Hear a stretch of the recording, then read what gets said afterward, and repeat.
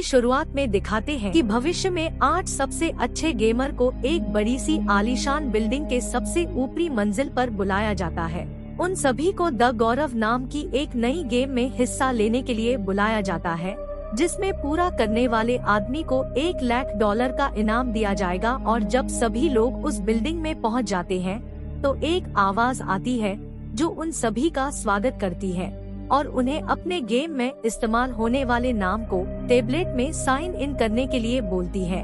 और उनको बताया जाता है कि आपसे वो एक दूसरे को उनके गेम में इस्तेमाल होने वाले नाम से ही बुलाएंगे। उन्हें high in motion capture suit पहनने की कहा जाता है और फिर एडम को दिखाते हैं जो वहाँ पर सबसे ज्यादा उत्साहित होता है और कपड़े बदलने के वक्त सभी उसके मोटे होने के बारे में मजाक उड़ाते हैं। और तभी उन्हें कल की चारों ओर चलने के निशान दिखाई देते हैं। वो बताता है कि उसका यूजर नेम उसकी गर्लफ्रेंड के नाम से जुड़ा हुआ है। अब सभी सूट पहन लेते हैं और एक बड़े सफेद कमरे में जाते हैं जिसमें एक पढ़ाई स्कैनर लगा होता है। वो स्कैनर के अंदर आते हैं और गेम में इस्तेमाल होने वाले नाम बोलते उसके बाद वो अपना हाईटेक जाते हैं। उन सभी का सूट बहुत ही अच्छी तरीके से बनाया गया होता है जो खिलाड़ी को पूरा फील दिला सके और आतंकवादियों को पूरी तरह मर सके। अब एडम कहता है कि ये सूट सिर्फ करोड़पति लोगों के लिए है, लेकिन किसी वजह से उनको ये इस्तेमाल करने को मिल रहा है। तभी जाहिद को दिखाते हैं जो गेम में हिस्सा लेने से मना कर देता है क्योंकि उसकी सूट पर टेररिस्ट 1 लिखा होता है। उस सूट को देखकर काफी गुस्से में आ जाता है और तभी छत पर से आवाज आती है कि जब तक सभी लोग तैयार नहीं हो जाएंगे तब तक गेम शुरू नहीं होगा। लेकिन जाहिद वहां से जाने का फैसला कर लेता है। वो दरवाजे तक पहुंच जाता है लेकिन दरवाजा खोल नहीं पाया था और फिर उसको ना चाहते हुए भी गेम में हिस्सा लेना पड़ता है। और अब सभी गेम को शुरू करने के लिए बिल्कुल तैयार है। जैसे ही वो अपने वर्चुअल रियलिटी हेलमेट पहनते हैं उनके आसपास सब कुछ बदल जाता है और बिल्डिंग के अंदर विनाश के बाद के हालात देखने लगते हैं। उनके सूट फौजियों की वर्दी में बदल जाते हैं और सब कुछ असली जैसा लगता है, लेकिन किसी भी चीज को हाथ लगाने पर पता लगता है कि वो असली नहीं है। अभी उनके सामने सर्जन आता है और उन्हें उनका मिशन बताता है और सब में यह देखने के लिए अपना हेलमेट उतार देते हैं कि कहीं में कोई और खिलाड़ी तो नहीं है। लेकिन वह सब के अलावा कोई और नहीं होता, वो एक एनपीसी होता है जो गेम है सभी को सलाह देने का काम करता है। अब वो सभी उस सर्जन के पीछे अपनी मंजिल तक जाते हैं और वो उनको लड़ने के लिए हथियार देता है। सभी बहुत ही प्रभावित होते हैं। जिस तरीके से भी हथियार रियल दिखाई दे रहे होते हैं और उन सभी को बहुत ही अच्छा महसूस हो रहा होता है, लेकिन असल में उनको सिर्फ फेक हथियार दिए जाते हैं ताकि उन्हें सब कुछ असली जैसा लगे। अब हथियारों का इस्तेमाल किस तरीके से करना है ये बताने के लिए सर्जन उनसे बोतल पर गोलियां चलाने के लिए बोलता देता है। फिर उन सभी में से कुछ बोतल्स पर गोली मार पाते हैं और कुछ नहीं, और तभी उन्हें पता चलता है कि उनकी जैकेट उनके बचाव का एकमात्र तरीका है और अगर उनकी दुश्मन की गोली सीधे उनके शरीर पलती है तो उनकी जैकेट गायब हो जाएगी और उनकी जान को खतरा होगा। और अपनी बाल को साबित करने के लिए सार्वजनिक कुछ खिलाड़ियों पर गोली चलाता है और उनकी जैकेट गायब हो जाती है। और जैकेट गायब होने के बाद अगली गोली लगते ही वो बहुत ही मुश्किल में होंगे और उन्हें बचाने का एक लौता तरीका सिर्फ एक दवाई होती है। सर्जन बताता है कि कुछ खतरनाक आतंकवादियों ने पूरी बिल्डिंग पर कब्जा कर लिया है और गेम का सबसे जरूरी हिस्सा होता है उन सभी आतंकवादियों को मारना और पहली मंजिल तक जिंदा पहुंचना। और जो भी ऐसा कर लेगा उसे $1,00,000 फर्स्ट लेवल शुरू होता है। और फिर सभी एंट्री नाम के खिलाड़ी की बात मानते हैं क्योंकि वो सेना में था और इस तरह के हालात से पहले गुजर चुका होता है। सभी मंजिल की जांच कर रहे होता है और तभी उन्हें पहली बार दुश्मन दिखाई देता है और फिर एंट्री पहले आतंकवादी को आसानी से मार देता है। अभी एक आवाज आती है जो उनको बताती है कि उन्होंने फर्स्ट लेवल पूरा कर लिया है और फिर अगले लेवल में जाने के लिए वो सीढ़ियों से नीचे जाते हैं। और तभी उन्हें पता चलता है कि वहाँ पर एक ऐसा यंत्र लगा हुआ है जो लेवल को पूरी होने से पहले उनको और नीचे नहीं जाने देगा। और अगर वो नई चीज जानने की कोशिश करेंगे तो उन्हें बिजली के तारों से करंट लग जाएगा और वहीं मर जाएंगे। अब नया दृश्य पिछले लेवल की तरह ही होता है। लेकिन खिलाड़ियों के लिए नई बंदूकें दी होती है, इसलिए एंड्री उनको बताता है कि उनका इस्तेमाल कैसे करना है। लेबर 2 में छुपना और चकमा देना और आतंकवादियों को हराने के लिए जवाबी हमला करना होता है, और आतंकवादियों के पास भी नई हथियार होते हैं। और तभी एडम को गोली लगने से बचाने के बाद एंट्री अपनी जैकेट खो देता है, जिसकी वजह से सबसे अच्छे खिलाड़ी को अब बचकर खेलना पड़ेगा। तभी टेलर को दिखाते हैं, जो गेम के इतना असली होने की वजह से डर जाती है और वो जल्द से जल्द गेम से बाहर जाना चाहती है। सली इसको शांत करती है। शैली कहती है ये सब सिर्फ नकली चीजें हैं, और फिर सैली आतंकवादी पर गोली चलाने लगती है। तभी कार्ल उस आतंकवादी को मार देता है और ये उसकी पहली जीत भी होती है। लेकिन यह ज्यादा समय तक नहीं टिकता, क्योंकि पीछे से कोई आतंकवादी उस पर गोली मार देता है। अब कार्ल हार मान जाता है और एनपीसी से कहता है कि वो उसको अकेला छोड़ दे, लेकिन दुश्मन उस पर फिर गोली चला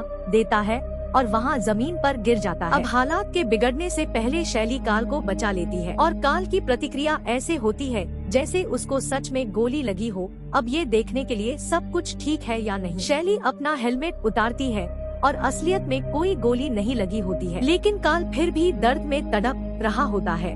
और तभी एंड्रयू आता है और अपनी दवाई उसको देता है। गेम में गोली से लगी चोट दवाई लगने से कुछ ठीक हो जाती है, लेकिन वो अभी भी जख्मी होता है।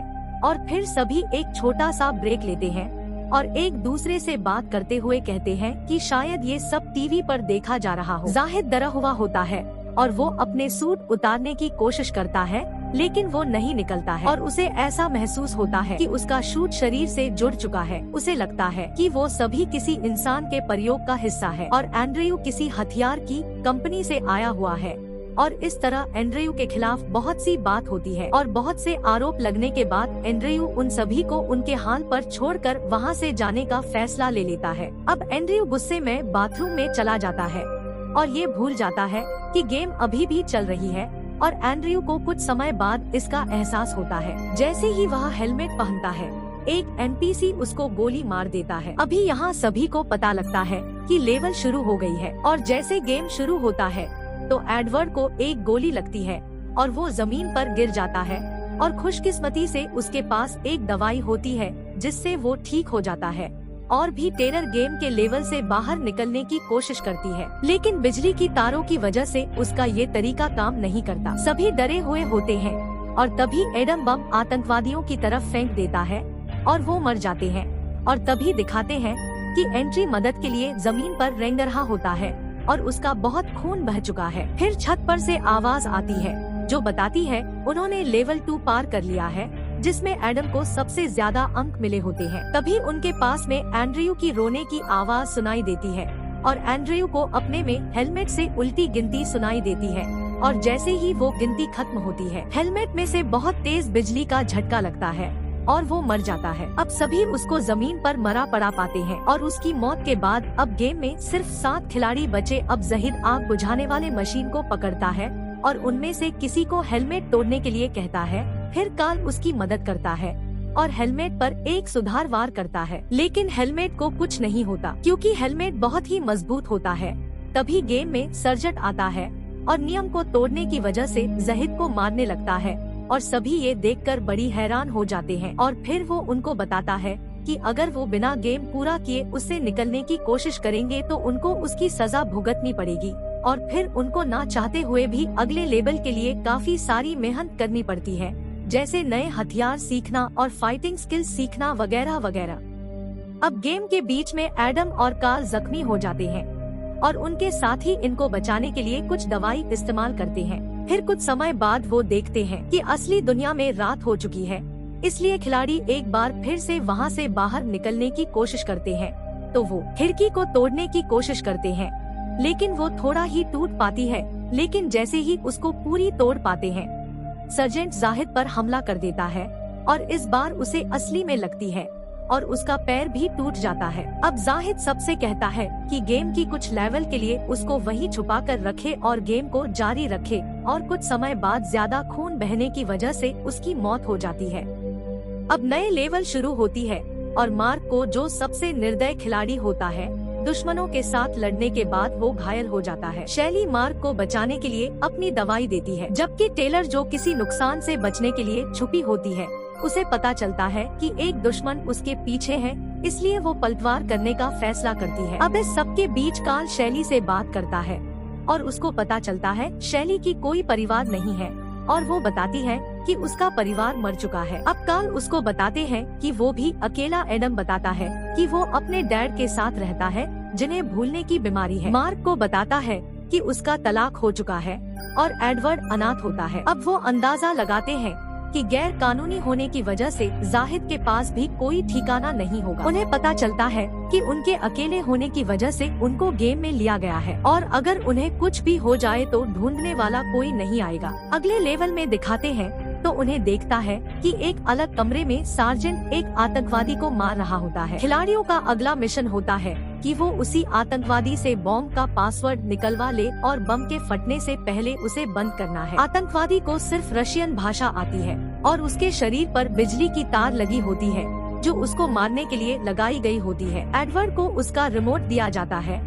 वो पासवर्ड जानने के लिए तुरंत ही बटन दबाता है और आदमी के रोने और रहम की भीख मांगने के बावजूद भी वो बिल्कुल नहीं सुनता। अब बहुत ही थोड़ी देर के बाद वो आदमी कुछ शब्द बोलता है, जिसको एडम कंप्यूटर में पासवर्ड की तरह डालता है। अब आतंकवादी हंसता है और उन्हें कहता है कि वो गलत पासवर्ड है, जिसकी वजह से टेलर उसको गोली मार देती है। मार्को पासवर्ड को दोषी बताता है और उसे मारने लगता है और वो गलती से टेलर पर भी हाथ उठा लेता है। एडवर्ड उन्हें बताते हैं कि सर्जन ने एक कमरे की दूसरी तरफ से एक लिफ्ट रोक रखी है और हम आगे से बचने के लिए लिफ्ट में जाने के लिए भाग जाते हैं। अब वो सभी लिफ्ट में होते हैं तो तभी वो अचानक से रुक जाती है। मार्को लिफ्ट के दरवाजे को पकड़ के रखता है, लेकिन वो एडम को अपने साथ ही रखता है क्योंकि उसी ने पासवर्ड को गलत डाला था और अब से दोनों एक साथ लिफ्ट में आगे बढ़ता है और उन्हें रास्ते में कोई भी रुकावट नहीं मिलती। अब इसी बीच बाकी लोग एक जगह पर पहुंचते हैं। वहाँ बहुत से हथियार होते हैं और वह जारी रखते हैं। अब अगले लेवल में आतंकवादी उन पर धुएं वाले बम फेंकते हैं,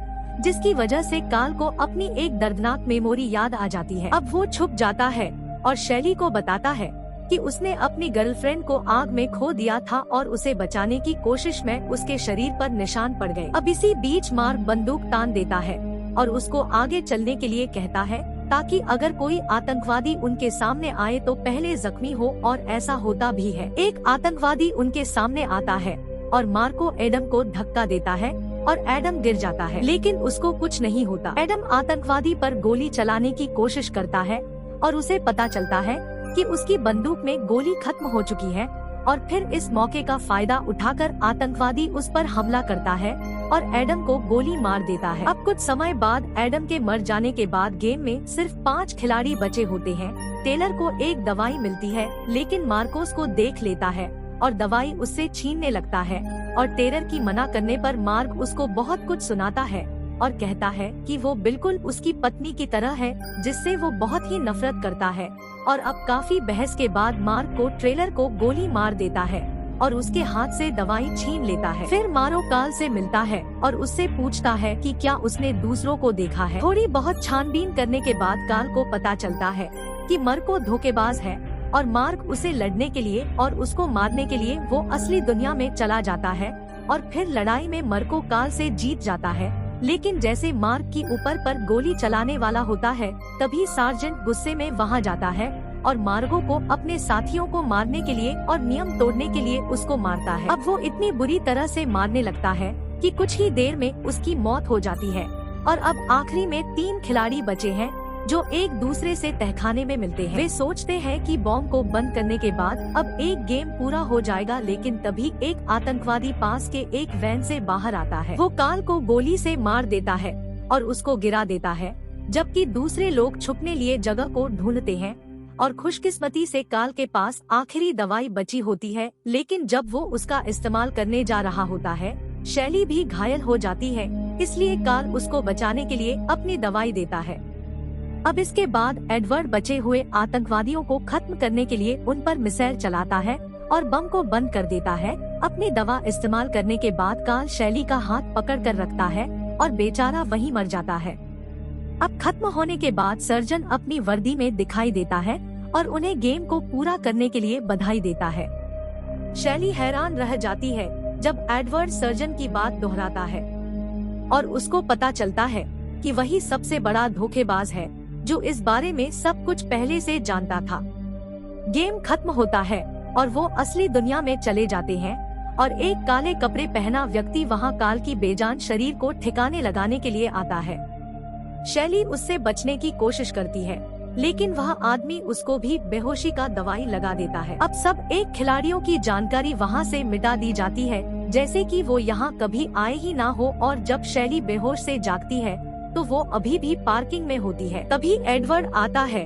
वो उससे कहता है कि उसे बिल्कुल भी यकीन नहीं था कि वो आखिरी खिलाड़ी है जो जिंदा बचेगी, लेकिन वो कहती है कि सभी मर चुके हैं और अब इसका कोई फायदा नहीं है। और फिर एडवर्ड कहता है कि अगर तुम पुलिस के पास जाओगी तो उसका भी कोई फायदा नहीं होगा, क्योंकि उस बात का कोई यकीन ही नहीं करेगा। और फिर वो अपने आदमी को बोलता है और उसे फिर से बेहोश करने के लिए भेज देता है, लेकिन जैसे ही वो उसको बेहोश करने वाला होता है, उस आदमी से लड़ती है और उसकी बंदूक चुरा लेती है और वहाँ से भागने लगती है। अब जो कुछ भी उसने गेम से सीखा होता है, उसकी मदद से शैली लाइट पर गोली मारती है और पार्किंग में छुप जाती है।